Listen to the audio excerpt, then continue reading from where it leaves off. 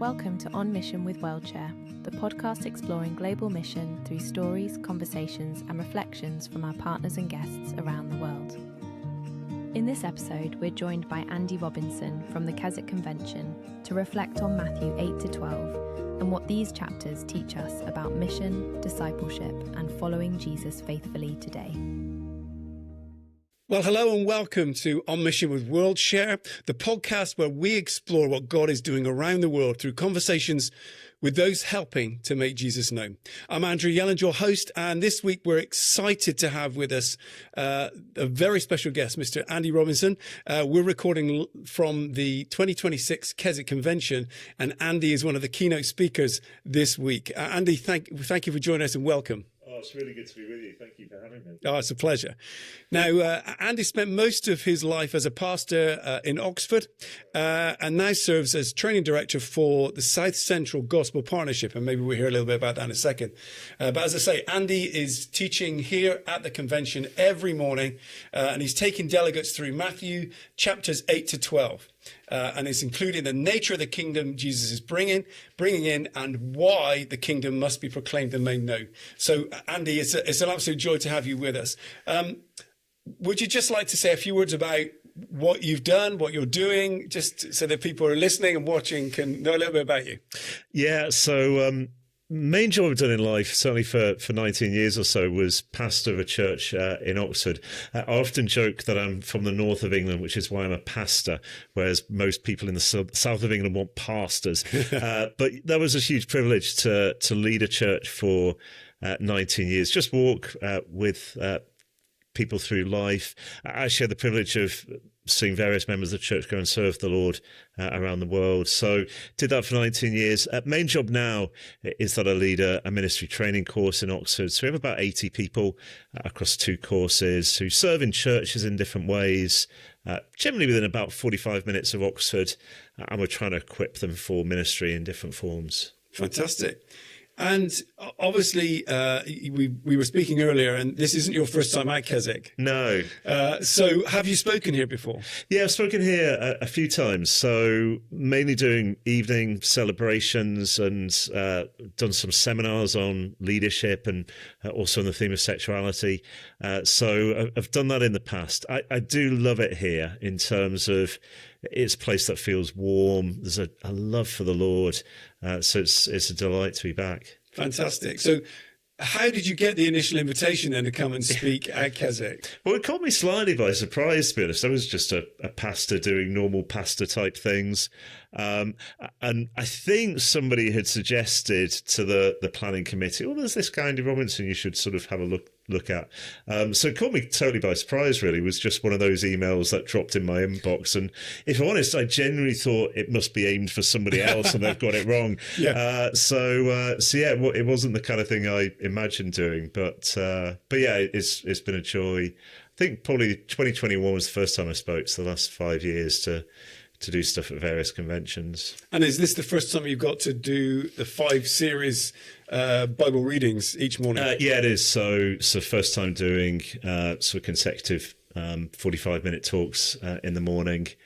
I mean, it's just wonderful because, yeah, it's funny, often when you're speaking in church, you're conscious people have come for a whole load of reasons and you're trying to think, how do I hook people? How do I keep people? Whereas here, people have come just because they want to hear the Bible preached. Yeah. And so that's an absolute treat, to be honest, of just, you've got a group of people in front of you, they want to be here. Yeah. That's a real joy. And it's not just a group of several thousand who are sat in the main tent, listening intently to every word that you're sharing.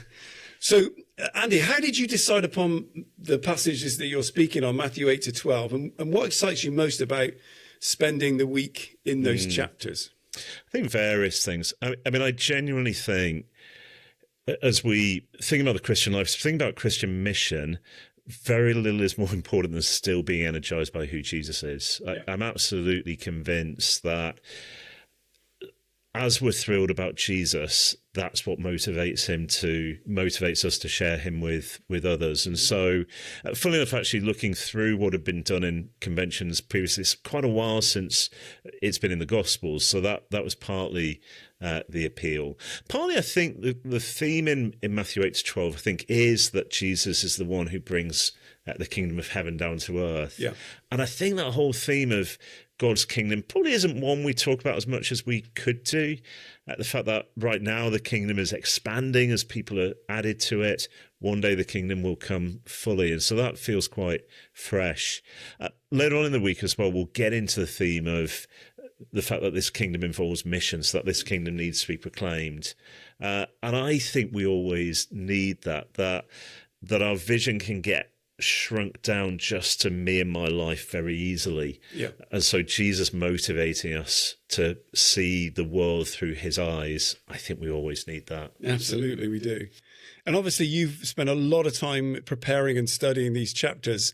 And you've kind of touched on the kind of themes that you're going to be focusing on. But is there anything in particular that's impacted you personally as you've kind of looked through these chapters? Yeah, I think genuinely, actually, it's been the material around the end of Matthew 9. So that's where Jesus sees people as sheep without a shepherd, sees the world as a harvest field, corn, as it were, that needs to be brought in. And I found that quite challenging because it just poses the question, is that the way I'm still viewing the world, seeing people in need? Or am I so wrapped up in my own concerns? And that's a constant challenge for me. And so that's probably the thing that's impacted me most as I've worked on it. And has that changed, do you think, having changed roles from pastor, a shepherd of a small congregation, smaller flock, perhaps than 3,000 here at Keswick, to be kind of a little bit more focused in the work you're currently doing? Yeah, that's a good question. It feels like work that's ongoing for me, and it's funny, I alluded to it this morning.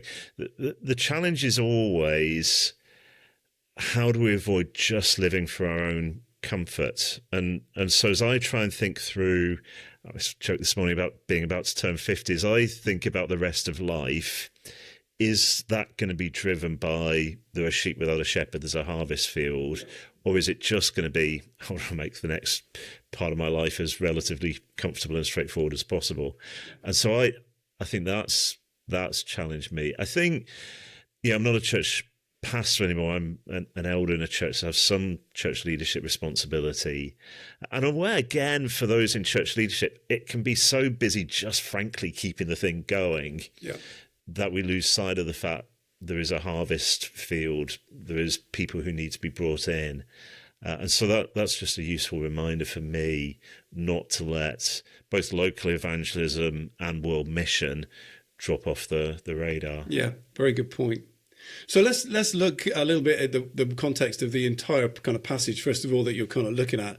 So where do Matthew 8-12, or where does Matthew 8-12 kind of sit within the overall kind of structure of the Matthew's gospel? Because as you alluded to this morning, there are certainly Matthew's leading somewhere through that. Yeah, so I think the first part, Matthew 8 and 9, is very much within a section where Jesus is proclaiming and demonstrating the kingdom. So you get some bookmarks, chapter 4, verse 23 and 9:35, I think, which are basically the same verse that are the bookends of a period where Jesus is proclaiming the kingdom and is also demonstrating it through various miracles. And so he proclaims the kingdom, I think in the Sermon on the Mount, actually, it starts, "Blessed are the poor in spirit, theirs is the kingdom of heaven." And so he's sort of proclaiming there is this kingdom. How do you gain access to it? By being poor in spirit. But then particularly in Matthew 8 and 9, he's, I think, demonstrating the kingdom that, if you like, for a period of time, first century, Jesus is showing what it is like for heaven to connect with earth. So here is a place where Satan is cast out, sickness is abolished, death is dealt with. And he's basically saying this is what it's like for heaven to come down to earth, which is for us, I think, a foretaste of what it will be like when the kingdom comes fully. So Matthew 8 and 9, he's proclaiming and demonstrating the kingdom. And then I think you get a sort of a twist, as it were, which heads into Matthew 10, because up until this point, basically the disciples, they're just the audience. They don't really do anything, just kind of hanging around watching Jesus do his stuff. And then in chapter 10, well, the disciples get engaged in mission. And so it seems to me there is a sort of turning point there from disciples or audience to disciples get involved. And so there is a sense of a sort of hint that points forwards to the Great Commission, actually, that this kingdom has to be proclaimed. And then we engage with John the Baptist, who's sort of been doing that, and we engage with some of his difficulties because he's in prison. And we begin to see that as that kingdom is proclaimed, there will be a mixed response as the opposition begins to creak up. So 8 and 9, Jesus is demonstrating and proclaiming the kingdom himself. Then he's beginning to engage others in doing that, and you get more of a sense that this kingdom will be not always received positively, which I guess we know from our experience as well. Very true, yeah. And so, obviously, Matthew records miracles, healings, deliverances throughout these chapters, and that seems to have a really significant part to play in the proclamation of this kingdom coming, not just in word, but in the physicality of changing situations, circumstances that people are in as well, making a difference. What do you think Matthew's trying to get his readers to understand through that kind of the double kind of edge, if you like, of what this new mission that Jesus is kind of engaging in? Yeah, I think that's a really interesting question. In as much as it does seem to me that the kingdom must be both proclaimed and demonstrated. Now, I do think there is something unique about this period that I'm not entirely sure we would always expect the same proportion of miracles as perhaps happens when Jesus was alive. But nevertheless, as you go into the New Testament, those who are proclaiming the gospel are also to be demonstrated that in the good deeds that they're carrying out, in the way in which they're showing compassion, and so on. And you see that kind of thing happening through Acts. You see it actually in some of the New Testament letters. So where Peter is telling his group of believers to declare God's glory, part of the way they're going to do that is by living such good lives amongst the non-Christian world. And so it seems to me both in Jesus, the apostles, and then perhaps in a slightly different way, but still with that dual component of proclaiming and demonstrating, you just see that all the way through the New Testament. Yeah.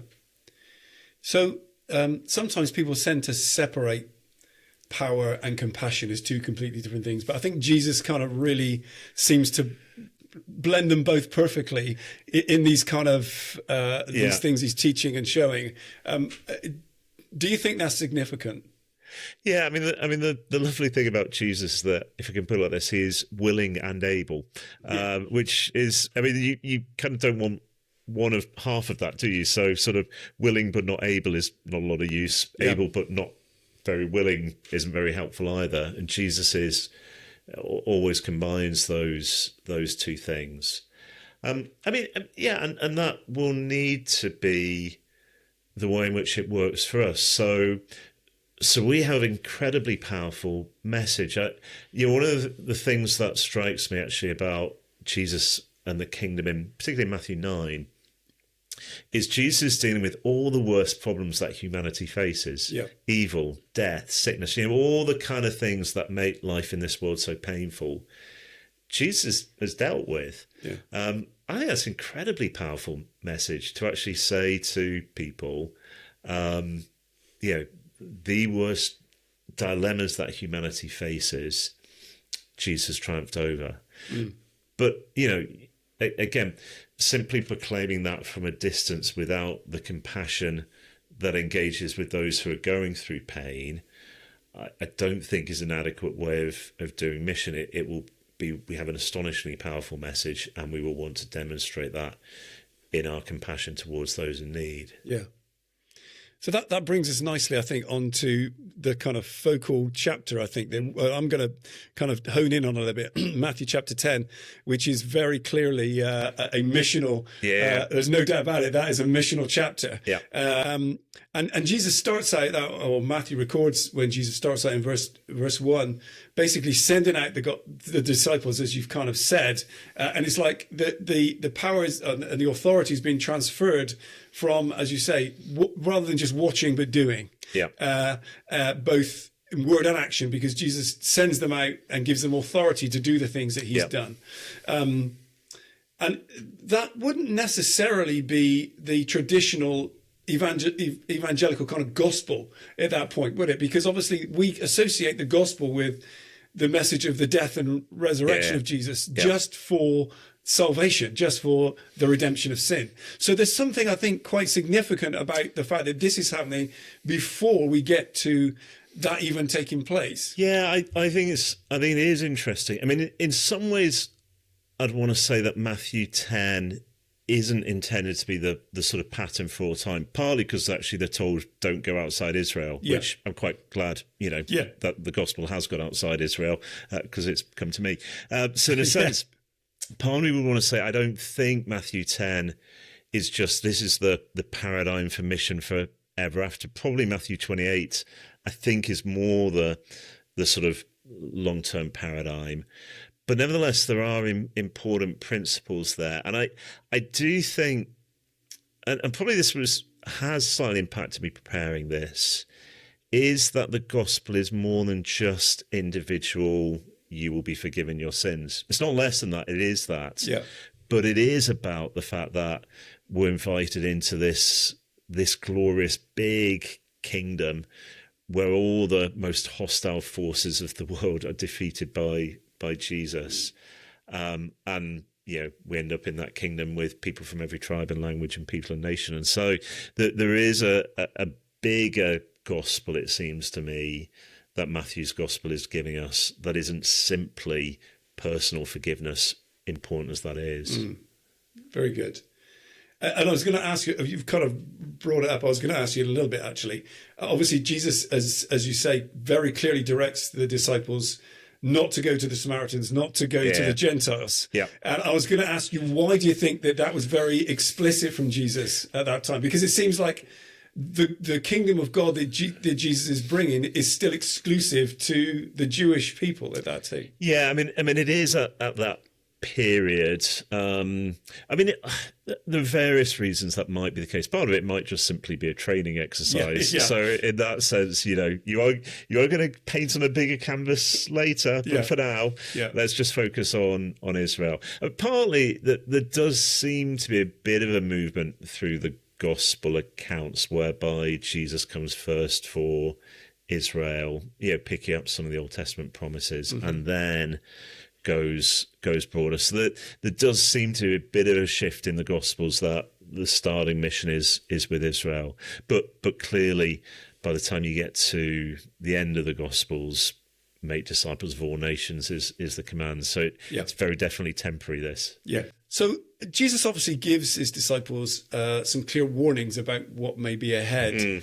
Why do you think that those warnings are important to them at that time? Well, it's always useful for anything to have right expectations. I don't know, you have, maybe you're going on holiday and you sort of imagine you're going to stay in this sort of 5-star glorious hotel and resort, and it's a sort of 1-star thing where you're having a shared bathroom or so. I don't know, whatever it is. Right expectations are always important. And so you can imagine if Jesus, you go and tell people and it's all going to be wonderful, and somehow they get out there and it's much more divisive, they're going to be a bit discouraged. And so part of it seems to me is just that Jesus wants the disciples to have a right understanding of what will happen. I think it's right expectations in both directions. So I think some people are sort of glorious optimists and they expect, hey, we just need to open our mouth and everybody will become a Christian. Funny enough, Jesus does say some people will welcome the message. And so there can be the sort of cynical pessimist. Well, this is all a waste of time, isn't it? Nobody's going to listen to us. And there does seem to be a promise. No, some people will receive the message. And so we need right expectations actually in both directions, it seems to me. So in relation to Matthew 10, what do you think it teaches us about dependence on God? Well, I mean, it's interesting, isn't it, in that the very first command, actually funnily enough, just at the end of chapter 9, but as when Jesus is introducing this whole concept of mission, the very first command is pray. Yeah. Ask the Lord of the harvest to send workers into the harvest field. And that's challenging, actually, because particularly for those of a sort of more activist mindset, right, come on, let's go and do it. And almost we forget that as you get this pivot into the disciples taking responsibility, the very first thing they're told to do is ask the Lord of the harvest. Yeah. And so, it's a useful reminder as we think about mission that we're not the controllers of mission, the Lord of the harvest is. Yeah. And so I'm tempted to forget that. I think most of us are, and that's really important for us. Yeah, I think we can be very easy for us to quickly pray through the Lord's Prayer and not realise that when we're praying, "Your kingdom come, Your will be done, not mine." Yeah, absolutely. That's important for us to remember that we have to hand it completely over to Him. Yeah. We have to do our part, but the results are down to what He wants to do and what He knows is going to happen. That's right. So just before we kind of move on, I wanted to say or ask you to say that. Comment on the fact that at the very end of chapter 10, Jesus gives some very challenging words about not coming to bring peace, but to bring division. Yeah. And if we're not prepared to take up our cross, we're not worthy of Jesus. And what aspects of the latter part of that chapter do you think that Christians here in the West need to learn? Because obviously WorldShare is a global organization that deals with the church in the majority world. We don't deal with mission in the UK. But there are lessons that certainly our brothers and sisters overseas know far better than we do. Totally. I do think the potential idol of the Western church is comfort.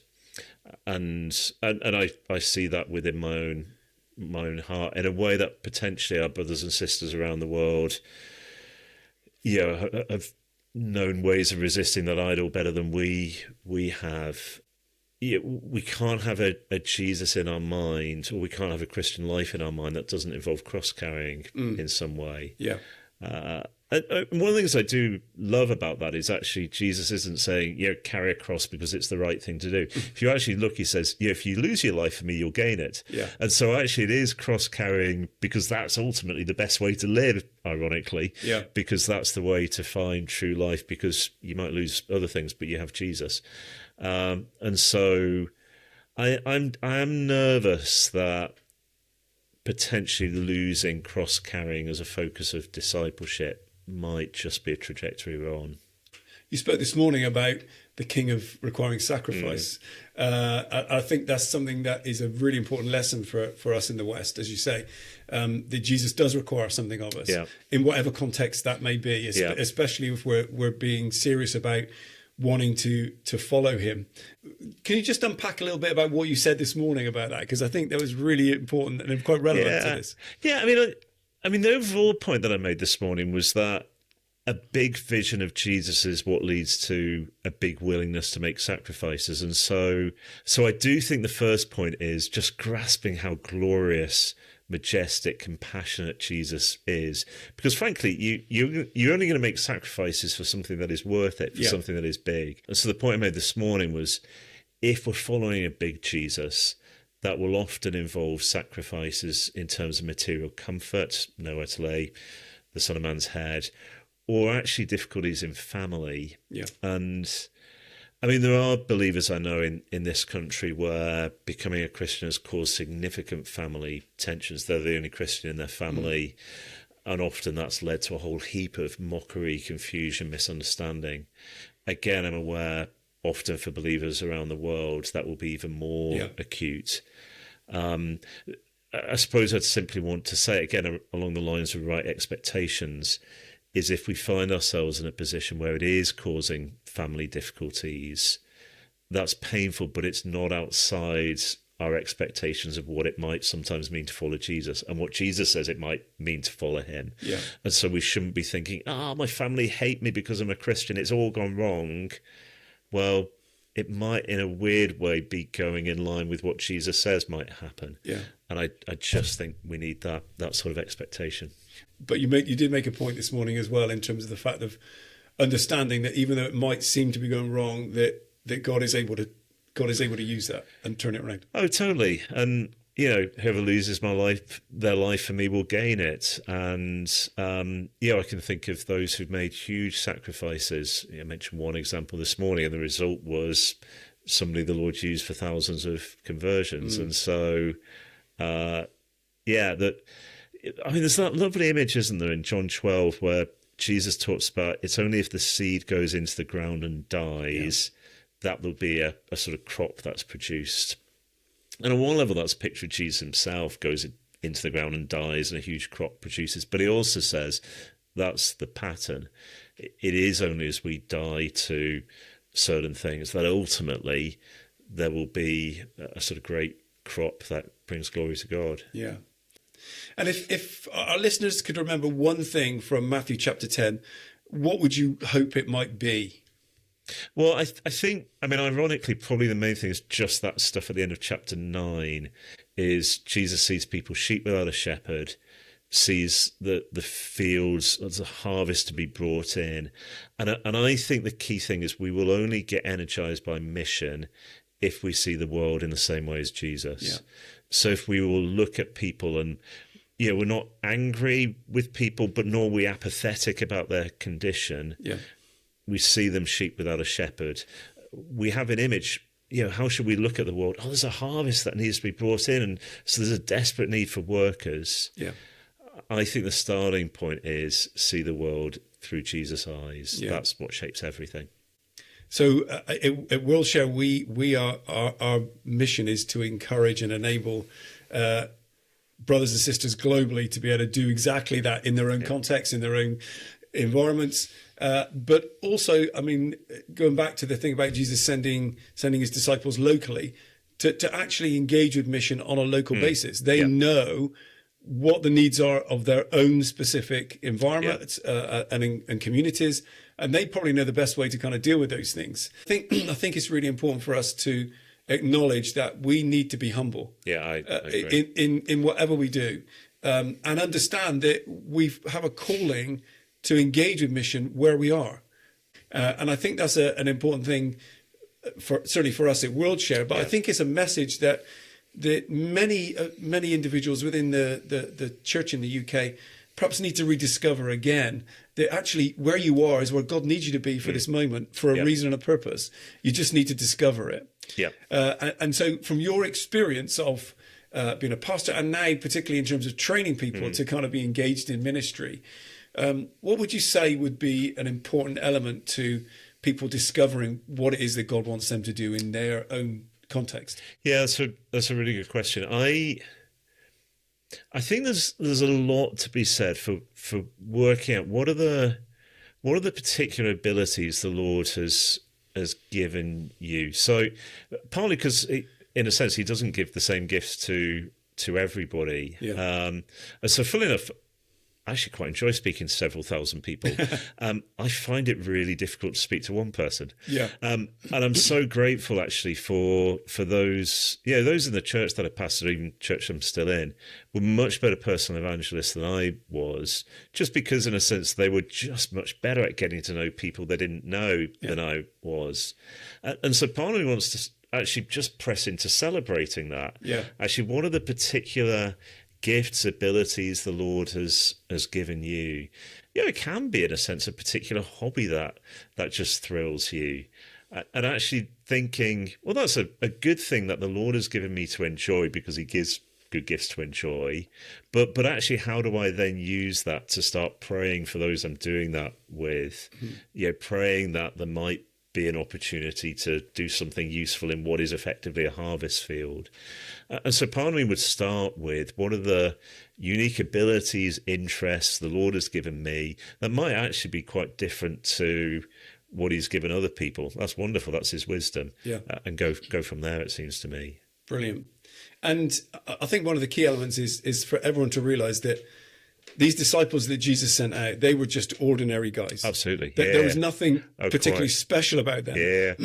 But he calls us all, because we're all in the same boat as those disciples. We're all just ordinary. Yeah. But when we are enabled and empowered by the Holy Spirit, when Jesus says, you can go and do this in my name, then we can see God moving in and through us, whoever we are. And I think that's an important message as well, because so many people perhaps feel that they're not worthy enough to be used by God.